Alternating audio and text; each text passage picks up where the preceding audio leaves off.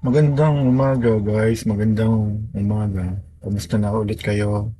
Tagal-tagal bago ulit ako nakagawa ng content dahil marami na naman tayong inasikaso at marami tayong ah, ginawang bagay na dapat ko munang unahin at dapat ko munang ayusin. So right now guys, nag-reset kasi ako ng aking account sa Robinhood na from 5 digit na ibalik ko muna ito sa 3 digit. So right now, nandito tayo ngayon sa aking platform ng Robinhood. Kita nyo ngayon, binalik ko muna siya sa 3 digit. At yung pera ko dyan na naipon ay nilagay ko sa retirement. So ngayon, from 5 digit or 5 figure,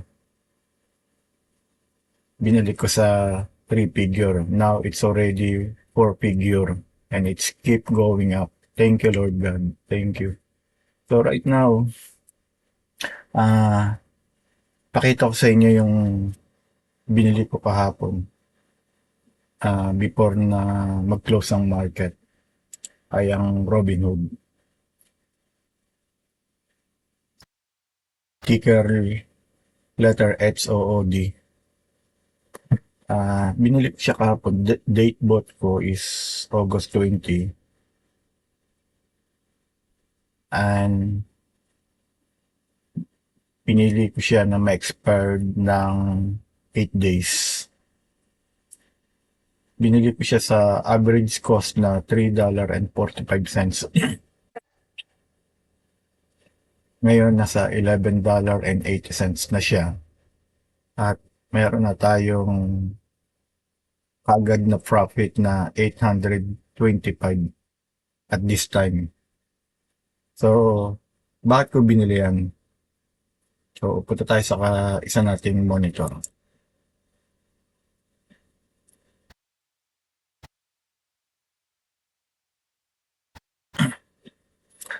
Ah, where's that model? Okay, kasi before na mag-close yung market kahapon, punta muna tayo sa 1 day time frame.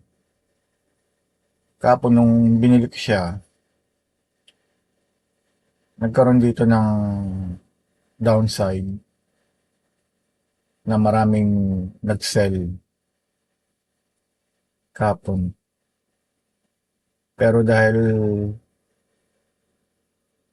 ang naiisip ko siya kahapon na above EMA 9 siya dito. O yung tinatawag ko na yung moving average cross niya ng 9 above above siya dito. Dito sa linyang yan. Palitan natin.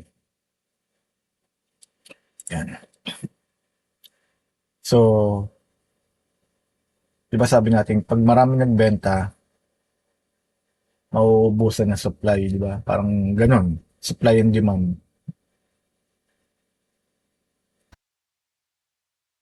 So, I know na the following day, maaaring magkaroon dito ng buying.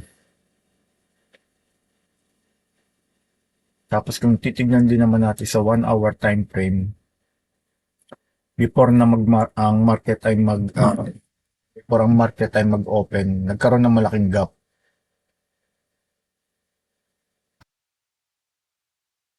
And yung kanyang moving average cross niya, mas mataas sa 21, yung 9.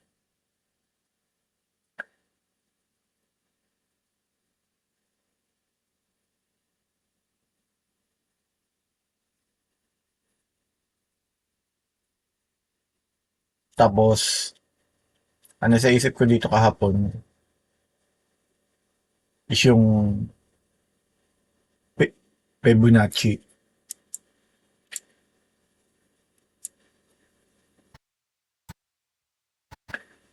na umabot na siya sa 0.78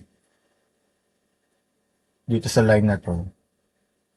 So, iniisip ko talaga na magkakaroon dito ng pagtaas o ng trend. So, ganun din kung titignan naman natin sa 30 minutes time frame. So, ganun din. Yung moving average cross niya na 9 at 21. Kasi ito tong line na to, yan. Kapong wala pa yan eh. So, pababa na siya dito. At ngayon, may pag-cross na dito yung 9. So, ina-assume ko na talaga na darating o kaya bukas, nung binili ko ito kahapon, magkakaroon dito ng pag-angat. Tingnan din natin sa 15 minutes time frame naman. Hindi. Kasi kahapon wala pa tong 30 minutes na to eh. Dito sa lugar yan. Lugar na ito. Ito. Yung kahapon. Kasi ito, bawat candle niya 30 minutes eh. So 1 hour to, 1 hour to, 1 hour yan, 1 hour. So dito siya nagsimula. Nung pinili ko yung kahapon, magda-downtrend to at nagkaroon ng selling dito at nagkaroon ulit ng selling dito. Ayan. Yan o. Malaki ang naging pagbagsak significantly. So, kahapon nung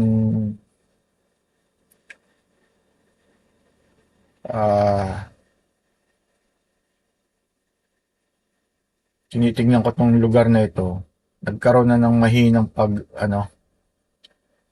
pagti-trading ng tao dito. Humina na ang volume. So, kung isipin natin kahapon na ang lahat ng tao ay nagbenta at nagbenta ulit, merong may nag may nag may nagbilihan ng konti pero bumagsak ulit. So, naging ano na ang tao dito sa lugar na ito. Parang naging undecided na sila. Humina na ang market. So from this point na nagbenta sila na nagbenta. Ang aking naiisip kahapon na yan, na maaring the following day, lahat naman ng tao magbibilihan ulit.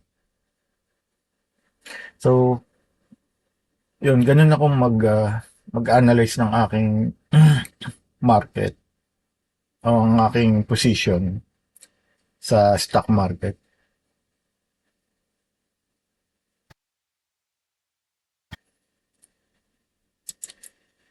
So, yan, kita nyo na, umangat na siya. Oh.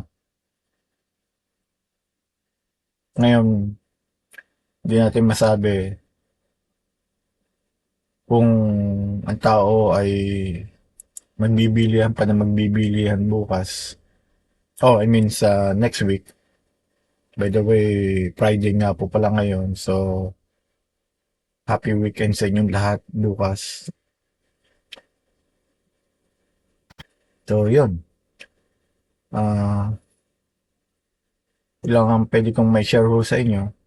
Tsaka kung makikita natin sa one day time frame na tumaas ang market po. Kita niyo po yan, tumaas ang market. Then nag-downside. Ngayon, may possibility naman ho magtataas ho yan.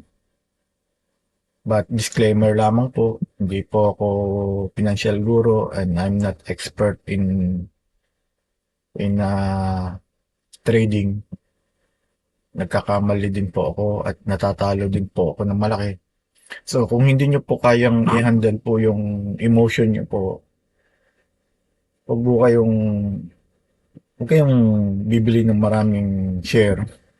Katulad ng ginagawa ko. Kasi ito, option trading ho to. So, meron ho itong tinatawag na 100 times 100 yung leverage ko. Na kahit isang share lang yung binili ko, 100 ho yung aking parang naka naka-invest. And then, meron po itong expiration. Kaya ho, bago ho kayo mag-invest po, o bumili ng isang position, excuse me po, pag-aralan nyo po muna mabuti na kaya nyong i-handle yung emotion nyo kung sakaling magkaroon ho kayo ng malaking loss. So, balik po tayo sa ating platform ho. So, right now, we have already 915 from yesterday na binili natin. So, ganun lang po guys. Maraming salamat po sa inyong pakikinig at like and share na lamang po and happy weekend po sa inyo.